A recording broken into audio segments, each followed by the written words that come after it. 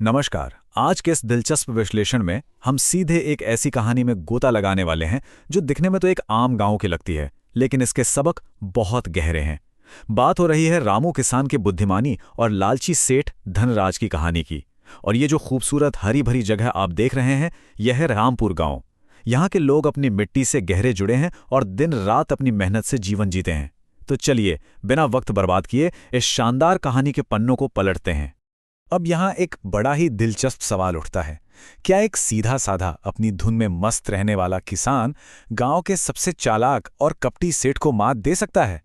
ये सिर्फ एक पुरानी लोक कथा नहीं है, बल्कि धन और बुद्धि के बीच का एक जबरदस्त दिमागी खेल है। आइए देखते हैं कि इस खेल में बाजी कौन मारता है। भाग 1, रामू और सेठ का स्वभाव। चलिए, इस बात की थोड़ी गहराई में चलते हैं। यहाँ हमारे पास दो बिल्कुल अलग दुनिया हैं। एक तरफ है रामू, जो भले ही गरीब हैं, लेकिन उनकी मेहनत का कोई जवाब नहीं। चिलचिलाती धूप में घंटों पसीना बहाना उनका रोज का काम है। और सबसे बड़ी बात, वो अपनी उस छोटी सी जमीन से पूरी तरह संतुष्ट हैं। वहीं दूसरी तरफ हैं धनराज सेठ, अथाह दौलत के मालिक, लेकिन लालच ऐसा कि कभी पेटी नहीं भरता। वो खुद मेहनत नहीं करते, बल्कि दूसरों की मेहनत पर एक परजीवी की तरह पलना उन्हें बखूबी आता है। सेठ की क्रूरता का अंदाजा जरा इस बात से लगाइए। श्याम नाम का एक बेचारा ग्रामीण, जिसकी फसल बर्बाद हो गई थी, वो महज 8 महीने का कर्ज नहीं चुका पाया और सेठ ने बिना पलक झपकाए उसकी जमीन छीन ली, बिल्कुल बेरहमी से। इससे साफ पता चलता है कि धनराज सेठ को लोगों की मजबूरी का फायदा उठाना अपना जन्मसिद्ध अधिकार लगता था। भाग 2, सेठ की लालची नजर। तो होता कुछ यूं है कि एक दिन धनराज सेठ वहां से गुजरते हैं और उनकी नजर रामू के शानदार हरे भरे खेतों पर पड़ जाती है। इतनी छोटी जमीन पर इतनी बेहतरीन फसल! सेठ तो बस हैरान रह जाते हैं। और यहीं से उनके दिमाग का वो लालच वाला कीड़ा जाग उठता है। उनका तर्क देखिए। उन्हें लगता है कि बस जमीन के उस टुकड़े को हथिया लेने से सारा अनाज जादुई तरीके से उनके गोदामों में भर जाएगा। वो इस बात को बिल्कुल भूल जाते हैं कि मिट्टी को उपजाऊ बनाने के पीछे किसी का खून पसीना लगा होता है। अब जाहिर है सेठ पहुंचते हैं रामू के पास जमीन खरीदने का ऑफर लेकर, लेकिन रामू बड़ी ही दृढ़ता से उन्हें साफ ना कर देते हैं। रामू का कहना था कि उनकी मेहनत और उनकी अनमोल यादें उस मिट्टी में रची बसी हैं।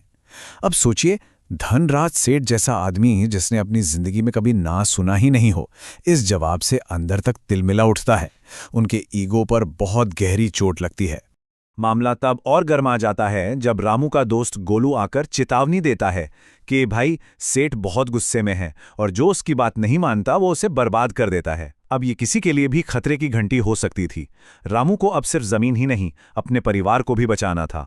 लेकिन रामू घबराकर पीछे हटने वालों में से नहीं थे। वो गहरी सोच में पड़ जाते हैं और एक ऐसा मास्टर प्लान तैयार करते हैं जिसकी कोई कल्पना भी नहीं कर सकता। भाग 3, रामू की चतुर योजना। अब यहाँ जो सबसे दिलचस्प बात है वो ये है कि रामू सेठ की सबसे बड़ी कमजोरी यानी उनके लालच को ही अपना हथियार बना लेते हैं। रामू जमीन बेचने के लिए मान तो जाते हैं, लेकिन साथ में एक बहुत बड़ा राज खोल देते हैं। वो बताते हैं कि उस जमीन के नीचे एक बहुत बड़ा खजाना छिपा है। रामू अच्छे से जानते थे कि खजाने का नाम सुनते ही सेठ जी का सारा दिमाग काम करना बंद कर देगा। जाल एकदम सटीक बिछाया गया था। खजाने की बात सुनकर सेठ रातों रात बेतहाशा अमीर होने के सपने देखने लगते हैं। वो इतने अंधे हो जाते हैं कि बिना कोई सबूत मांगे जमीन की असली कीमत का सीधे 3 गुना दाम तुरंत चुका देते हैं। जरा सोचिए, लालच किस तरह इंसान के सोचने समझने की पूरी क्षमता को ही खत्म कर देता है ना? और जब रामू इतनी बड़ी रकम लेके घर पहुंचते हैं तो एक कमाल की बात होती है। उनके माता पिता पुश्तैनी जमीन बेचने पर उन पर गुस्सा नहीं करते। क्यों? क्योंकि उन्हें अपने बेटे की समझदारी पर पूरा भरोसा था। उन्हें मालूम था कि अगर रामू ने ऐसा किया है तो इसके पीछे जरूर कोई बहुत गहरी और ठोस योजना होगी। भाग 4, खजाने की खोज। उधर सेठ जी का क्या हाल था? वो तो बस खजाने के पीछे पागल थे। ये पूरा घटनाक्रम बड़ा ही मजेदार है। पहले दिन बड़ी बड़ी और भारी भरकम मशीनें मंगवाई जाती हैं। तीसरे दिन और गहराई तक खोदने के लिए दर्जनों मजदूर लगा दिए जाते हैं। और 7वें दिन तक आते आते नतीजा क्या निकलता है? सिवाय मिट्टी और भारी भरकम खर्चे के बिलों के कुछ भी नहीं। सेठ जी ने खुद अपनी बेवकूफी से अपना ही दिवाला निकाल लिया था। भाग 5, असली खजाने का रहस्य। अब जाहिर है, जब खजाना नहीं मिला तो सेठ गुस्से से आग बबूला होकर रामू के पास पहुंचते हैं।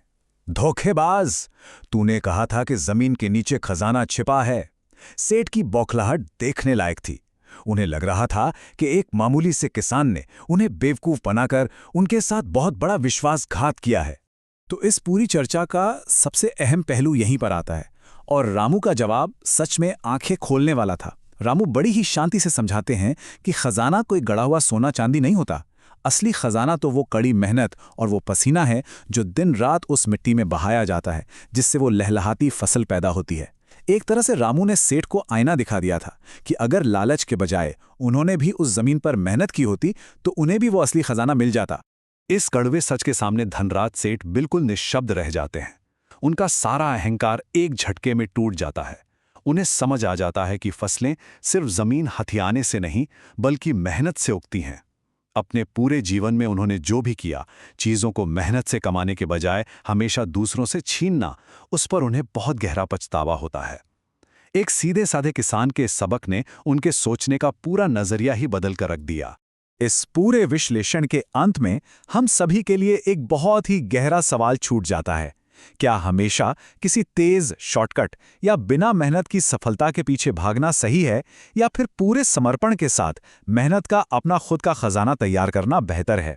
रामू किसान की बुद्धिमानी और लालची सेठ धनराज की ये कहानी हमें बिल्कुल स्पष्ट रूप से यही सिखाती है कि असली खजाना मेहनत है, और इसके बिना हासिल की गई कोई भी चीज कभी स्थायी नहीं होती। इस विचार पर जरूर गौर कीजिएगा।